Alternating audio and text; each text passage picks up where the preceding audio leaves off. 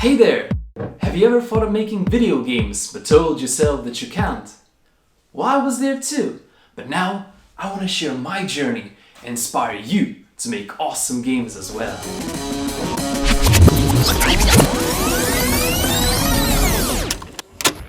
It all began in 2017 when I started college and met amazing people with whom we shared passion for games. We quickly became best friends and decided to team up for a project and make a video game in Unity. Inspired by our love for music, Japanese games, we decided to make a 2D rhythm fighter, a game about captured musician souls that would fight for survival in order to be picked by an evil producer for his golden record deal.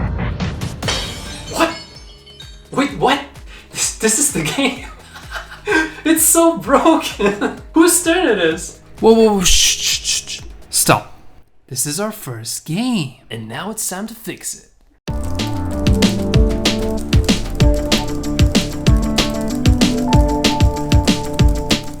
The time is now. We have to play and fight ourselves. Alright, we got the beat. Let's give an attack combination and see how well I can repeat it rhythmically in order to defend. Each time player misses a note, he receives damage. Fight. Damn, so close! I remember we barely slept that week. My friends were drawing, animating, and I picked up programming for the first time. With little to no experience, we managed to finish and present our game. And after that, we were hungry for more. However, my college did not teach programming or game development, so the adventure truly began when I ventured out into the land of Nether and enrolled in the game development and 3D minor. Ah, the geek's paradise. A playground to experiment and do whatever the heck you wanted. The game here was to make a personal development plan with your mentor, then form teams and build these skills in weekly challenges. One of the projects was an application that would motivate people to do their daily tasks. Then we had a detective game for veterinarian students, some virtual reality tours, and other small applications. Okay, let's move to some personal projects.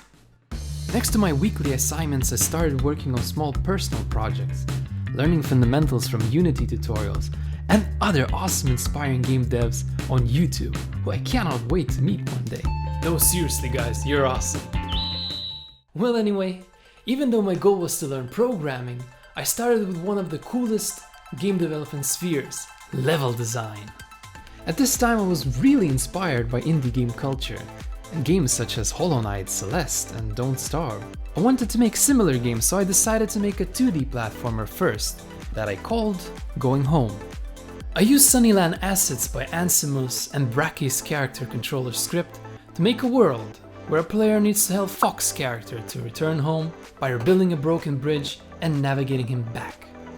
It's funny, when making this project I didn't make any art or written any code, which just shows that you don't really need to know programming or design to make a game. Just think about it. You only need to learn to understand the code to edit it to your liking. Here are some amazing level design tools that you can use for your disposal. ProBuilder for 3D modeling. Polybrush to quickly paint in objects in your world. Tile palette or tile map tools. DoTween to tween your objects and characters with visual scripting or code. Now for those who don't know programming, there's a visual scripting tool called Bolt. Then you can make shaders with Shader Graph. And in general using the Unity Standard Assets library, which contains so many character controller scripts, textures, models, and everything else that your heart desires. And now for the cherry on top, the post-processing effects that will make your games look even more amazing.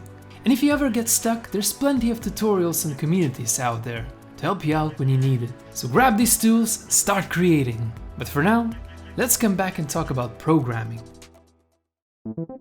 So since my goal was to actually learn programming, I got inspired to give a try and make my own character controller script. So I made another small prototype where I could move and jump with the bush monster from Hollow Knight. These two prototypes later became the Trust Point game, a game that was inspired by the Super Mario trolling community. Now I don't want to spoil it, so I'm leaving it for you to find out. Be prepared, the game has a lot of surprises. Lastly, inspired by RPG and survival games, and a little help from my friend, I made a small survival crafting prototype where I learned to handle inventory and crafting systems.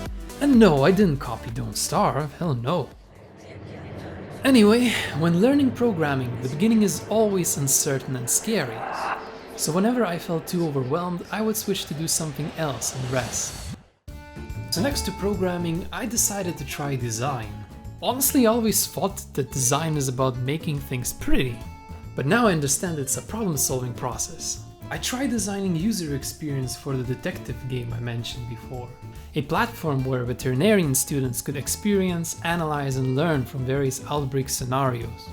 I based my design around the detective's book, which systemized all the clues found through interaction, so it worked as a recurring symbol in the investigation. Similarly, how a leitmotif works in music.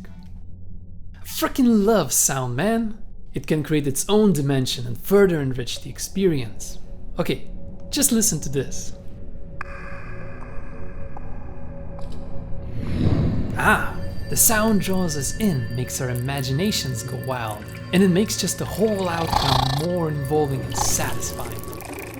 In this game jam, we try to explore the morality aspect, so we developed a character that would need to maintain energy in order to stay alive and win the game. The morality aspect comes with a limited energy resource, which represents our character's health, vision, and action points for various abilities. Since our character is a creature of light, it constantly loses health points due to its elimination, further challenging the decision making. This project marks the end of my first year of Unity game development. The following year, together with my amigos, we expanded the experience and made the graduation project that we called Light Journey Within. We noticed that people can learn a lot by observing themselves play, so we switched our focus on making the game as a self-discovery process. We decided to give people complete freedom and let them to decide what's right and wrong. That way they can learn something new about themselves. Anyway, the game is not perfect, but again, it was our first big project and I cannot be more happy about it. The first year is always the most exciting.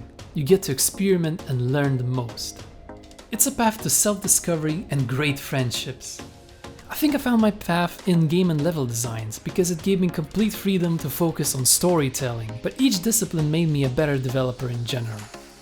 Now it's time to bring the big lessons. The most important lesson which I learned is the importance of community. Guys, it's so important not to be alone. Surround yourself with awesome friends that you can share, learn and motivate each other. And you don't need to be best at something, just be passionate and willing to work.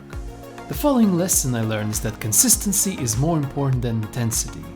The process needs to be enjoyable and not overwhelming. There will always be this temptation to overwork that usually leads to burnouts and loss of motivation. So I recommend to start with small projects that you can finish, and each one of them will kickstart you to do more and more each time. So there you have it! I hope you caught the game development fever and got inspired to make games too. I'll be looking forward to hear your personal journeys. But anyway guys, if you want to try any of these games, you may find the links in the description. Feel free to express any thoughts or ideas that you would have. And well then, thank you very much for watching this episode, stay awesome, and I will see you soon. Bye bye!